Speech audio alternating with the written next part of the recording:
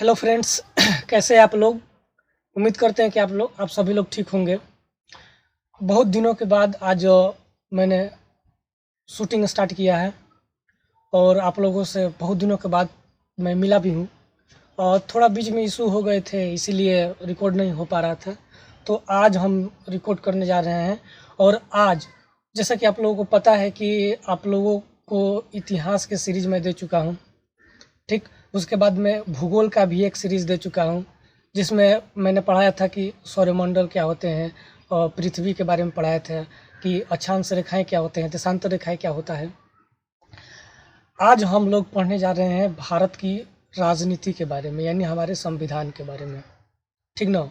और संविधान के बारे में पढ़ने जा रहे हैं और इसका पहला चैप्टर है भारत में संवैधानिक विकास, ठीक ना।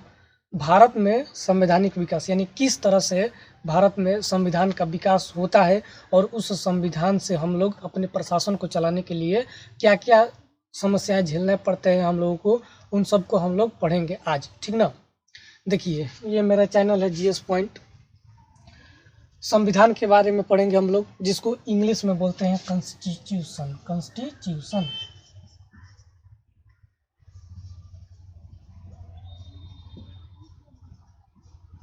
कॉन्स्टिट्यूशन इंग्लिश में इसको कॉन्स्टिट्यूशन बोला जाता है, ठीक ना, यानी संविधान। यह है भारत का संविधान, यानी केवल हमारे भारत का ही ऐसा संविधान है जो लिखित संविधान है और सबसे बड़ा संविधान है, ठीक ना।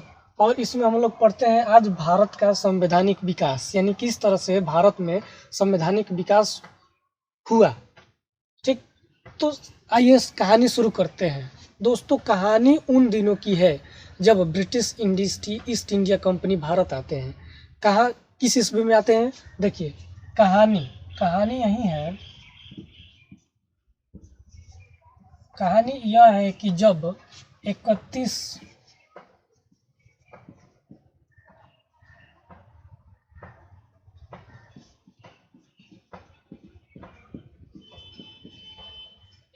दिसंबर 1600 ईस्वी को जब ब्रिटिश ईस्ट इंडिया कंपनी आती है,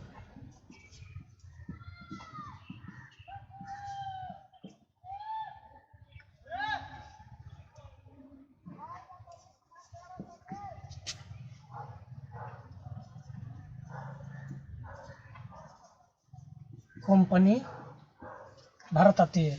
यहाँ से क्वेश्चन भी आता है कि British east India company Bharat में कब आई थी, तो 31 दिसंबर 1600 ईस्वी को, ठीक ना।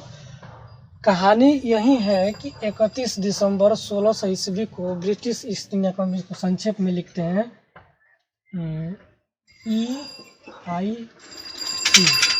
BEIC, British east India company, ठीक ना। यानी जब 1600 ईस्वी में ब्रिटिश ईस्ट इंडिया कंपनी आती है तो वहाँ की जो महारानी विक्टोरिया थी, महारानी विक्टोरिया, वो केवल जो लोग भी 31 दिसंबर 16 को भारत में आते हैं तो महारानी जो विक्टोरिया ब्रिटिश की जो महारानी विक्टोरिया है,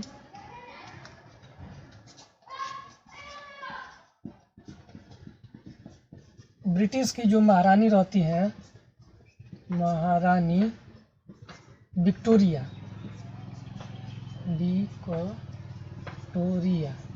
ठीक ना। महारानी विक्टोरिया, जो लोग भी भारत आते हैं ब्रिटिश से, तो क्या करते हैं महारानी विक्टोरिया उन लोगों को केवल 15 वर्षों के लिए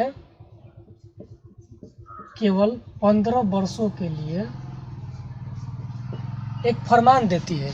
केवल 15 वर्षों के लिए एक फरमान देती है कि आप लोग जाइए पूर्वी देशों में, यानी जैसे कि पूर्वी देशों में भारत में जा कर के 15 वर्ष के लिए व्यापार कीजिए, ठीक ना।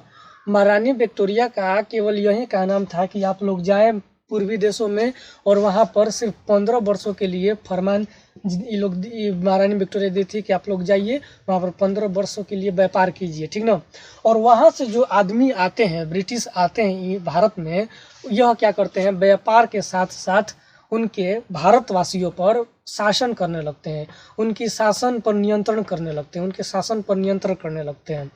जैसे और हर एक क्षेत्र में अलग अलग राजाओं का अधिकार होता है। जैसे दिल्ली में आपका मुगल साम्राज्य चल रहा होता है उस समय, उसके बाद में आपको चले जाए इधर मैसूर साम्राज्य चल रहा है, फिर मराठा, मुंबई में मराठा साम्राज्य चल रहा होता है। तो हर एक क्षेत्र में, भारत के हर एक क्षेत्र में राजाओं का आधिपत्य रहता है। ये लोग ईस्ट इंडिया कंपनी आते हैं और आने के साथ क्रम में ये लोग प्रशासन भी चलाने लगते हैं, ठीक ना। और इस प्रशासन के दौर में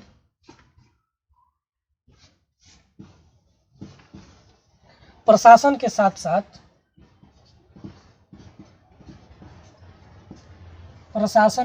साथ भारत से अधिक मात्रा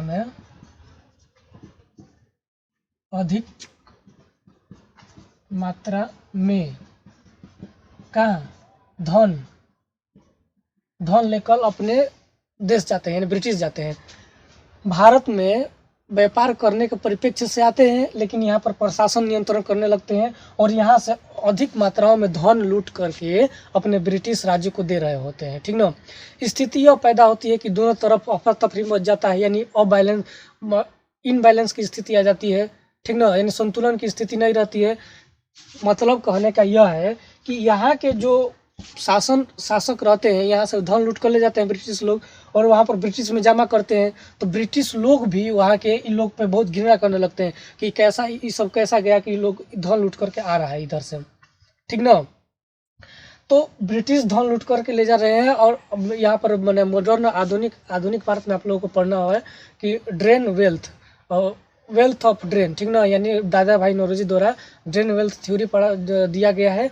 उसमें उन्होंने व्याख्या की है कि किस तरह से ब्रिटिश लोग हमारे भारत के धन को लूट करके विदेश में ले जा रहे, अपने मैंने ब्रिटेन में ले जा रहे थे और वहाँ पर अपने जमा कर रहे थे, ठीक ना। तो इस तरह से आपको प्रारंभ में इस तरह से दिखाई पड़ता है, यानी भारत में संवैधानिक विकास का तात्पर्य यह है कि 16 ईस्वी में महारानी विक्टोरिया के आदेश से 15 वर्षों के लिए पूर्वी देशों यानी भारत में व्यापार करने के लिए आते हैं और व्यापार करने के साथ साथ ये लोग प्रशासन भी शुरू कर देते हैं चलाना, ठीक ना। प्रशासन के दौर में अनेक राजाओं से युद्ध करते हैं और यहाँ से जो धन होते हैं, माने भारत से जो धन होता है वो अपने ब्रिटिश यानी ब्रिटेन में लेकर के जमा कर रहे होते हैं, ठीक ना। और जब ये लोग भारत से धन लेकर के अपने देश जा रहे थे तो इन लोगों को और वहाँ के लोगों को वहाँ के लोग ने हेय दृष्टि से देखना शुरू कर दिया कि कैसा गंदा काम कर रहा है, ठीक ना। अब स्थिति यह पैदा होती है कि दोनों तरफ अव्यवस्था फैल जाता है, इधर भारत में भी उधर ब्रिटेन में भी, ठीक ना। और इसी अव्यवस्था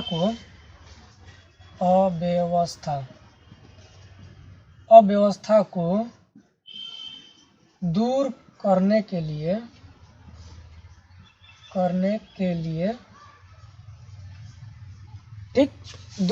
के लिए ब्रिटिश द्वारा अनेक प्रकार के अधिनियम एक्ट लाए जाते हैं, ठीक ना। इसी अव्यवस्था के कालक्रम में व्यवस्थापूर्वक शासन चलाने के लिए अनेक प्रकार के एक्ट, रेगुलेटिंग एक्ट, अधिनियम पारित होते हैं, ठीक ना। समझ में इस यहाँ तक कहानी भारत के संवैधानिक विकास का क्या है, ठीक। तो अब हम लोग पढ़ेंगे क्या कि अव्यवस्था के लिए जो दूर करने के लिए जो एक्ट आते हैं, अधिनियम आते हैं, उनके बारे में पढ़ते हैं, ठीक ना।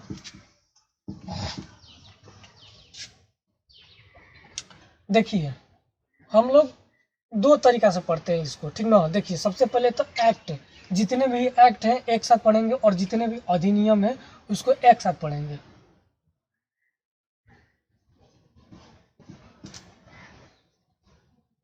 एक्ट, ठीक ना।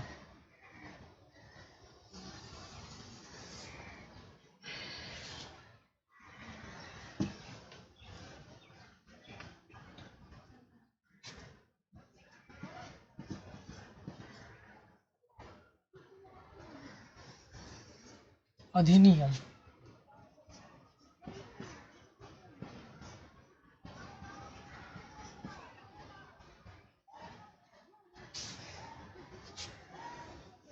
देखिए एक्ट में सबसे पहला एक्ट आता है 1773 का रेगुलेटिंग एक्ट का, रेगुलेटिंग रेगुलेटिंग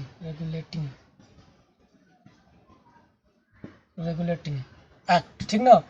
1773 का रेगुलेटिंग एक्ट आता है, ठीक है। इस एक्ट के तहत हम लोग डिटेल में पढ़ेंगे कि पहले हम लिखवा देते हैं कि कितने एक्ट हैं, कितने अधिनियम हैं, ठीक ना।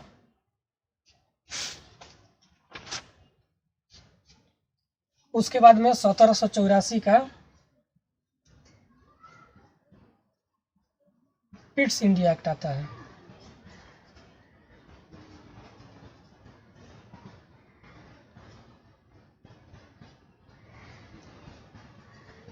पिट्स इंडिया एक्ट आता है, ठीक ना।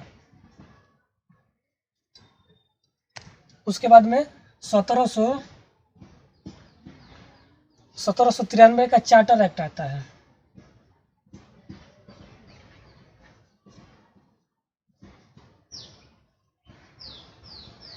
1793 का चार्टर एक्ट आता है। उसके बाद में 1813 का चार्टर एक्ट आता है।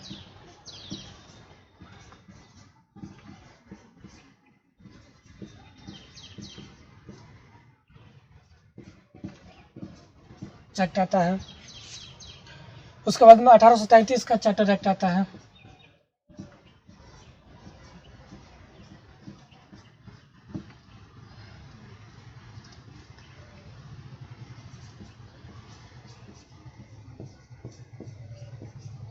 एक्ट आता है। उसके बाद में आता है आपको 1853 का चार्टर एक्ट आता है।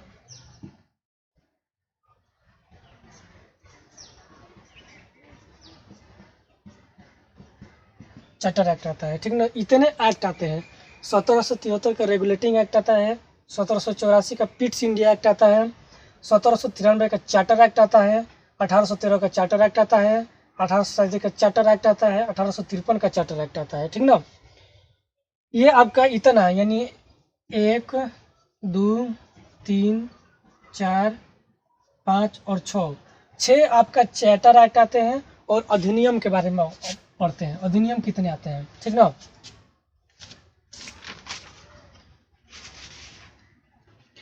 तो पहला 1786 का संशोधन अधिनियम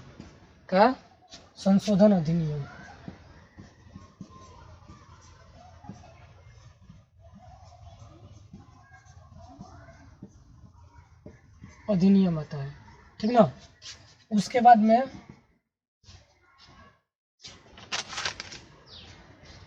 1858 का भारत शासन अधिनियम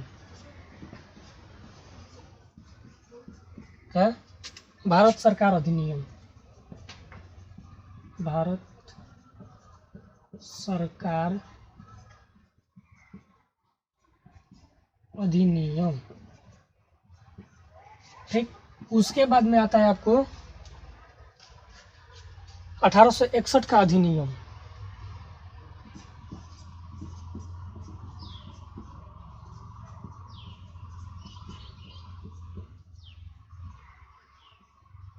का अधिनियम, ठीक ना। उसके बाद में आता है आपका 1861 का अधिनियम। उसके बाद में 92 का अधिनियम, 1892 का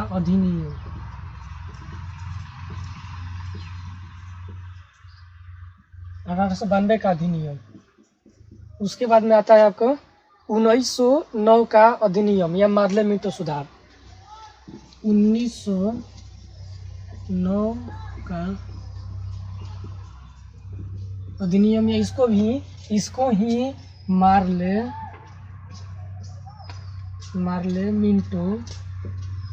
मिंटो सुधार कहा जाता है। बहुत इंपॉर्टेंट है, वेरी वेरी इंपॉर्टेंट है, वेरी वेरी इंपॉर्टेंट है।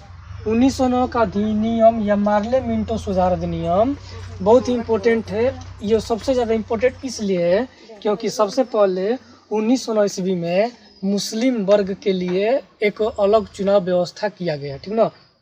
चुनाव के लिए अलग अलग व्यवस्थाएं की गई, ठीक ना। ये आपका सुधार अधिनियम हो गया। उसके बाद में 2 और है अधिनियम, कौन कौन, तो 1919 का 1919 का मॉन्टेग्यू अधिनियम या मॉन्टेग्यू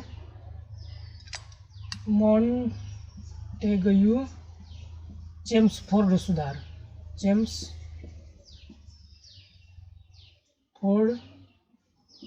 सुधार अधिनियम, ठीक ना। ये भी इम्पोर्टेंट है, क्यों इम्पोर्टेंट है बताएंगे। उसके बाद में 1935 का भारत शासन अधिनियम, 1935 का भारत शासन अधिनियम। इतना आपको अधिनियम पढ़ना है, इतना एक्ट पढ़ना है, ठीक ना। देखिए जितने भी सारे यूट्यूबर एजुकेटर हैं जो जीएस पढ़ाते हैं, वो सब क्या है कि लाइन बाई बहुत बढ़िया पढ़ाते हैं, लाइन बाई लाइन से पढ़ाते हैं, लेकिन मेरा थोड़ा अपना अप्रोच है कि क्यों ना हम एक्ट को अलग कर दें, अधिनियम को अलग कर दें, यानी हर एक एक्ट को बारी बारी से बारीकी से पढ़े, एक्ट को एक जगह, अधिनियम को एक जगह, ठीक ना। तो इसीलिए हम आप लोगों को लिखवा दिए कि एक्ट एक जगह, अधिनियम है। इस तरह से क्या होगा कि एक्ट याद करने में आसानी रहेगी और अधिनियम याद करने में आसानी रहेगी। देखिए 1773 का रेगुलेटिंग एक्ट, 1784 का पिट्स इंडिया एक्ट, 1793 का चार्टर एक्ट, 1813 का चार्टर एक्ट, 1837 का चार्टर एक्ट, 1853 का चार्टर एक्ट, 73, 84, 93, 13, 33, 53, ठीक। ये 6 आपसे पूछेगा कि इस भारत में संवैधानिक विकास के तहत कितने एक्ट आए, तो आपको क्या करना, 6 एक्ट आए थे, ठीक ना। 6 के एक्ट का अपना अपना इम्पोर्टेंट है, बहुत बड़ा रोल है इसका। 1, 2, 3, 4, 5, 6, 7। और कोई बोलेगा कि भारत के संवैधानिक विकास में कितने अधिनियम थे, तो 7 गो, 1, 2, 3, 4, 5, 6, 7, ठीक ना, 7 गो अधिनियम थे। 1786 का संविधान संशोधन अधिनियम, ये लॉर्ड कॉर्नवालिस के परिप्रेक्ष्य में लाया गया, क्योंकि उसको एक दिक्कत हो गई थी। 1858 का भारत शासन, ये बहुत इम्पोर्टेंट है। क्यों इम्पोर्टेंट है, क्योंकि जब आप लोग भी जानते होंगे कि 1857 की महान क्रांति हुई थी। 1857 की महान क्रांति के बाद जो ब्रिटेन का शासन था, वो शासन खत्म हो गया, क्राउन का शासन, ताज का शासन खत्म हो गया, क्राउन का शासन आ गया, ठीक ना। यानी वहाँ के जो महारानी और महाराजा थे उनके हाथ में आ गए, ठीक ना।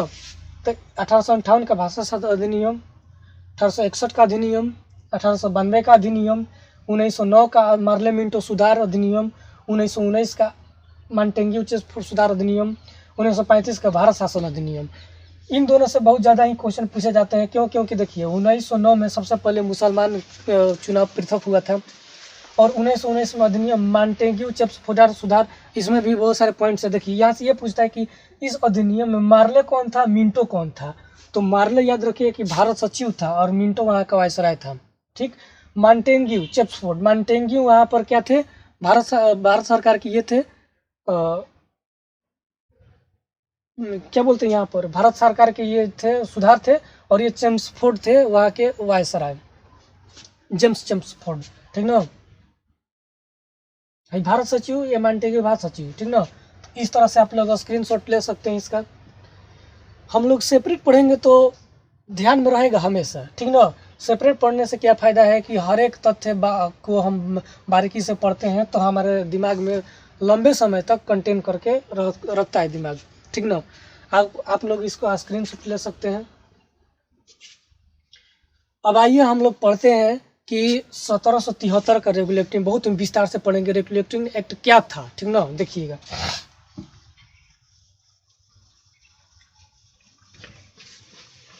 एक एक एक्ट को हम लोग बहुत ही बारीकी से पढ़ेंगे, और इस टॉपिक पर 6-7 वीडियो आएंगे जो कि बहुत ही डिटेल में पढ़ाया गया होगा इसको, ठीक ना। देखिए 1773 का रेगुलेटिंग एक्ट पढ़ते हैं हम लोग।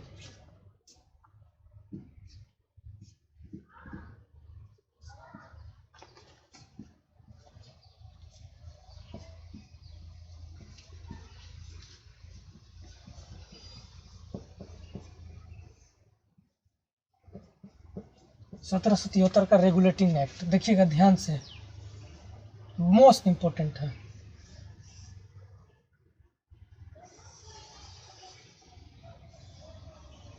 देखिए सबसे पहले तो रेगुलेटिंग का अर्थ समझिए। देखिए ये इंग्लिश वर्ड है रेगुलेटिंग। जिसका अर्थ होता है हिंदी में चलाना, रेगुलेट करना, ठीक ना, रेगुलेट करना। जैसे हम लोग सिलेंडर में देखे हैं कि रेगुलेटर होता है, ऐड देने पर बंद हो जाता है, ऐड देने पर खुल जाता है। उसी तरह से रेगुलेटिंग का अर्थ होता है चलाना। क्या चलाना? तो शासन को चलाना। किस तरह से? तो नियम पूर्ण ढंग से शासन को चलाना, ठीक ना। तो रेगुलेटिंग मतलब रेगुलेट करना, चलाना, ठीक ना। देखिएगा मोस्ट इंपॉर्टेंट सब पॉइंट्स क्या है, हम बारी बारी से लिख रहे हैं। देखिए 1773 का रेगुलेटिंग एक्ट क्यों आया? तो इसका सीधा एक लाइन में आपका जवाब होगा कि भारत में शासन को सही तरीके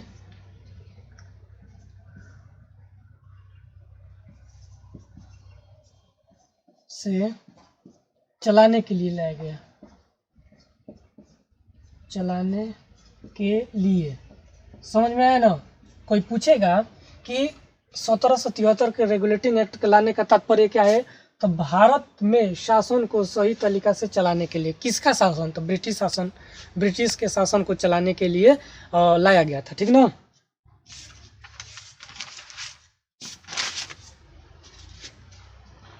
ठीक, पहला पॉइंट हो गया। उसके बाद दूसरा पॉइंट आपका हो जाएगा क्या?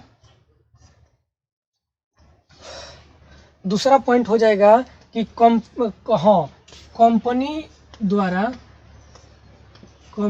द्वारा संसदीय नियंत्रण,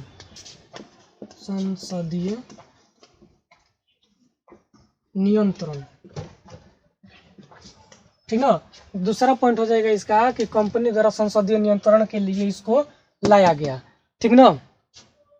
अब तीसरा पॉइंट हो जाएगा कि कंपनी को चलाने के लिए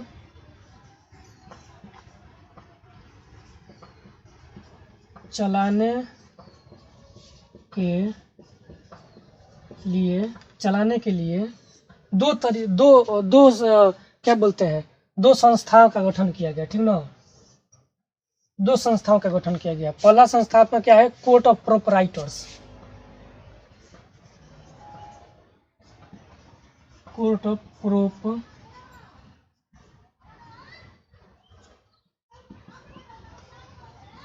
प्रोपराइटर्स।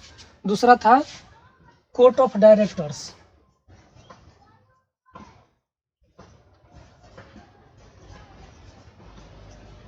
कोर्ट ऑफ डायरेक्टर्स, ठीक ना। हम बताते हैं कि इन दोनों का अर्थ क्या है। Court of proprietors, court of directors.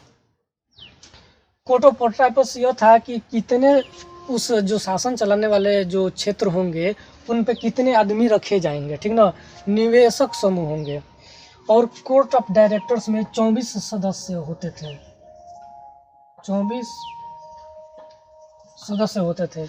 Court of director में 24 सदस्य होते थे। समझ में आया ना, ठीक ना। और इसके भी कोर्ट ऑफ डायरेक्टर्स के दो मतलब होते थे, क्या बोलते हैं उसको, दो तरीका से।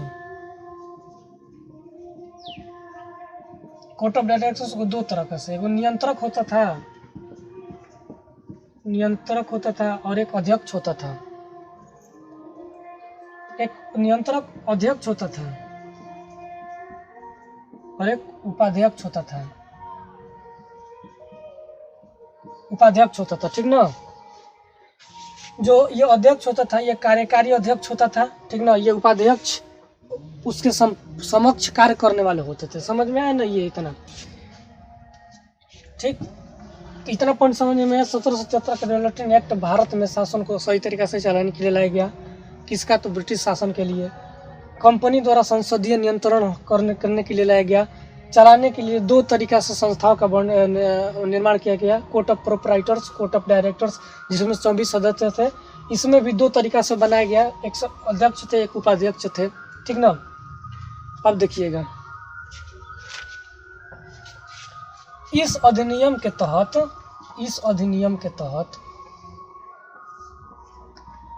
बंगाल के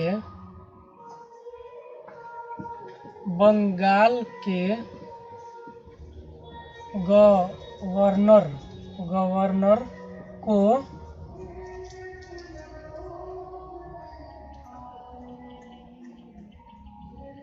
गवर्नर को गवर्नर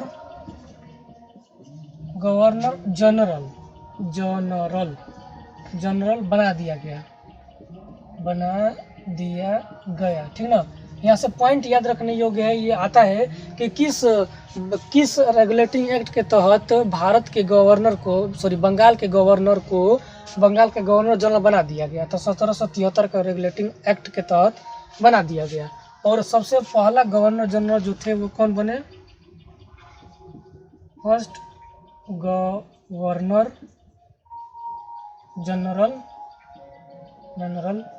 विलियम बेंटिंक बने। ठीक ना। वारेन हेस्टिंग बने। वारेन हेस्टिंग बने। समझ में आया? पहला ये आता है कि पहला गवर्नर जनरल कौन थे? तो वारेन हेस्टिंग थे। समझ में आया ना? अब देखिएगा, ब्रिटिश शासन में 3 प्रकार की प्रेसिडेंसियाँ चलती थी। हम यहाँ पर बना देते हैं।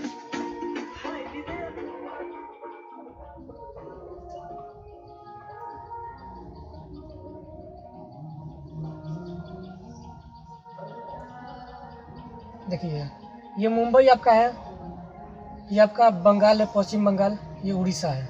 ठीक ना। ये मद्रास है आपका। ठीक। 3 प्रेसिडेंसियाँ थी, हम लिख देते हैं कौन कौन प्रेसिडेंसियाँ थी।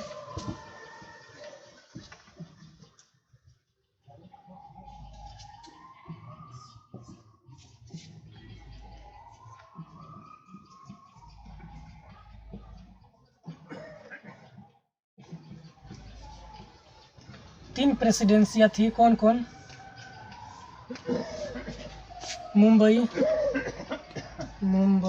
बम्बई जिसको बोलते थे, बम्बई लिखते हैं, उस समय बम्बई था ना। बम्बई, मद्रास और बंगाल। समझिए कि यहाँ पर कॉन्सेप्ट है। ठीक ना। ब्रिटिश साम्राज्य के, ब्रिटिश सरकार के 3 प्रेसिडेंसियाँ बंगाल, मद्रास और बम्बई, मद्रास और बंगाल थे। ठीक ना। तो जो बंगाल थे, देखिए यहाँ पर बंगाल के गवर्नर को बंगाल का जनरल गवर्नर बना दिया गया। तो जो यहाँ पर जनरल गवर्नर बने थे, जो गवर्नर जनरल बने थे, ये अकेला पूरा इसकी शक्तियाँ समाहित हो गई थी इस एक्ट के तहत। और इस गवर्नर को इन दोनों के भी नियंत्रण के लिए रख दिया गया था। यानी ये गवर्नर क्या करेगा, इन दोनों पर भी नजर रखता था अकेले। यानी इन तीनों के प्रेसिडेंसियों का गवर्नर यही था। ठीक ना। इन दोनों के गवर्नर जनरल को इनके अधीन कर दिया गया। समझ में आ रहा है ना? इन दोनों के अपने गवर्नर को इनके अधीन कर दिया गया था। यानी ये तीनों पर नियंत्रण रखते थे। ठीक ना। इसमें इतना ही था। हाँ, याद रखिएगा एक आप, हाँ याद रखिएगा कि इस अधिनियम के तहत 1774 में